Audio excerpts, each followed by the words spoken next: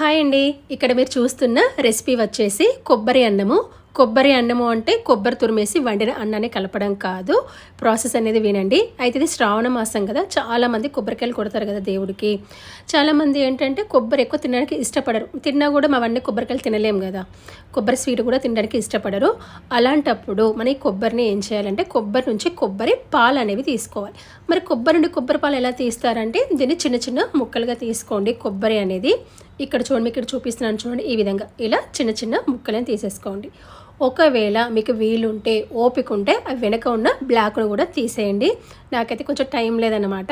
ఇలా చిన్న చిన్న ముక్కలుగా కట్ చేసుకొని దీన్ని మిక్సీ పట్టండి. కొంచెం కొంచెం వాటర్ పోసుకుంటూ మిక్సీ పట్టండి. మిక్సీ పట్టిన తర్వాత ఒక మందపాటి కాటన్ క్లాత్ తీసుకొని లేదా జాలి ఉంటే దాంట్లో వడబోయండి. ఇవి మనకి కొబ్బరి పాలు. ఇవి హెల్త్కి చాలా మంచివి. ఇలా తాగినా కూడా కొంచెం మనకి తలనొప్పి అనేది కొంచెం మైండ్ కూడా ప్రశాంతంగా ఉంటుంది తాగితే కూడా.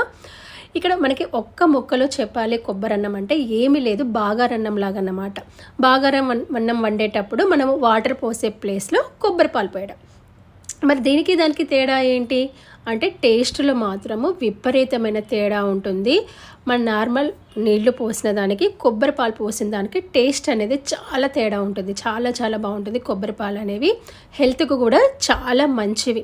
మీరు జనరల్గా ఏం చేస్తారు? ఈ శ్రావణ మాసంలో అంటే కొట్టిన కొబ్బరికాయల్ని కొబ్బరి చట్నీ చేస్తారా, స్వీట్ చేస్తారా, లేదా వాటిని ఎండబెట్టి ఖరాబ్ అయినాక చక్కెరకేస్తారా? మీరు చెప్పండి. నేనైతే ఏం చేస్తుంటే కొంచెం హెల్తీగా ఉండడానికి బాగారన్నమే సేమ్ ఏంటంటే కొంచెం నూనె పోసి అంటే గానుగ నూనె పోసాను, మసాలా వేసి ఉల్లిపాయలు, మిర్చి, క్యారెట్, మీరు ఉంటే బఠానీలు కూడా వేసుకోండి, పుదీనా, ఉప్పు వేసాను. ఇక్కడ 1కి 2 తీసుకుంటున్నాను. ఇక్కడ చూడండి, నాకు కొంచెం వాటర్ తక్కువైతే కొంచెం పాలు తక్కువైతే మళ్ళీ వాటర్ అనేది యాడ్ చేసుకున్నమాట. 1:2 తీసుకున్నాను మీకు ఉన్న రైస్ని బట్టి.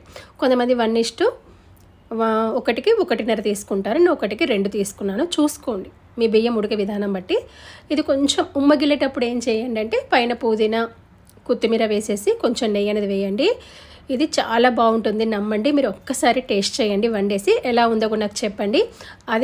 అదేవిధంగా మీరు ఈ శ్రావణ మాసంలో కొట్టిన కొబ్బరికాయలు కూడా ఏం చేశారో అంటే ఎలా సేవ్ చేస్తున్నారు, అంటే దాన్ని ఎలా కాపాడుతున్నారు, చట్నీ చేస్తున్నారా, ఎండబెడుతున్నారా, నాకు కంపల్సరీ చెప్పండి. నేను కూడా తెలుసుకుంటాను. ఇదే కాకుండా ఇంకా మీరు ఏం చేస్తున్నారో ఏం చేయొచ్చో కూడా తెలుసుకుంటాను. Thank you.